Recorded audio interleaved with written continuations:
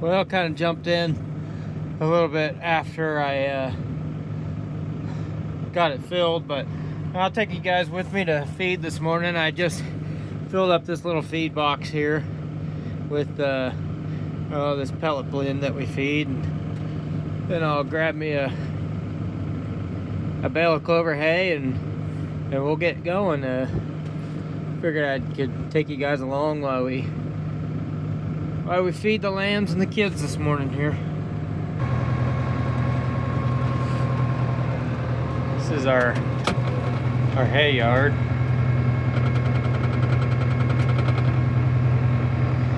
So we don't put up much clover hay, but the little bit that we do put up, we use it for just our growing lambs and kids. It's a lot better than our grass waterway hay.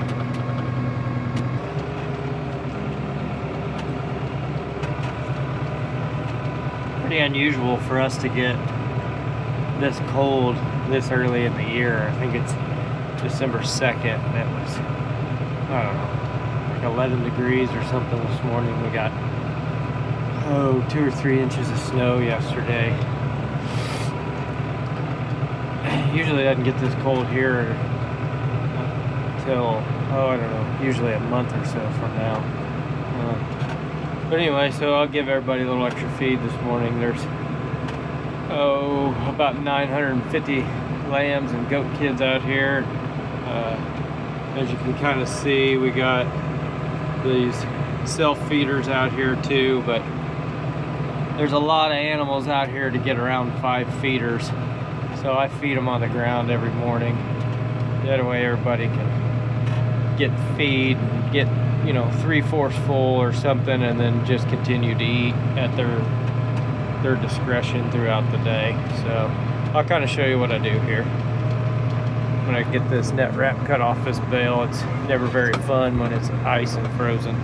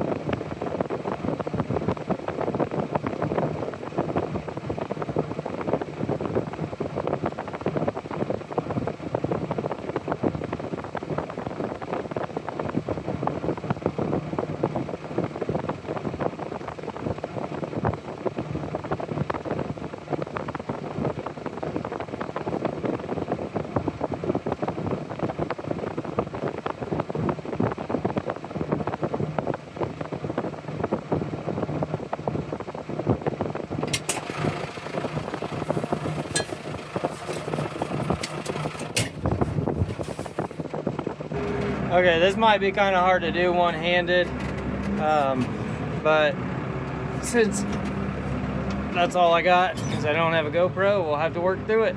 So what I do is I just cut this off, and I'll just unroll this clover bale, pushing it with the bale spears of the tractor. And it's not super easy, but whatever.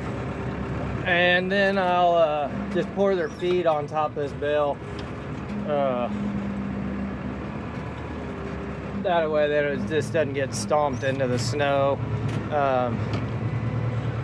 Usually around here it's mud, so it doesn't get stomped into the mud, but today we got snow and the ground's frozen, so, well, kind of frozen. So that's kind of handy. but usually I put it on top of the bale of hay so it just doesn't get stomped into oblivion of mud. Okay, so then what I do is I know kind of how much feed this thing will auger out, and like once it gets kind of loaded there, but I know how much feed it'll auger out in like 3 seconds, and so I just make, and it's about 25 pounds, so I feed about 25 piles of 25 pounds, and that kind of gives about half of the feed that this many animals would need in a day. That way they can get around it easier, and then the rest of the day they can fill the rest of the way back up. It's more chores, but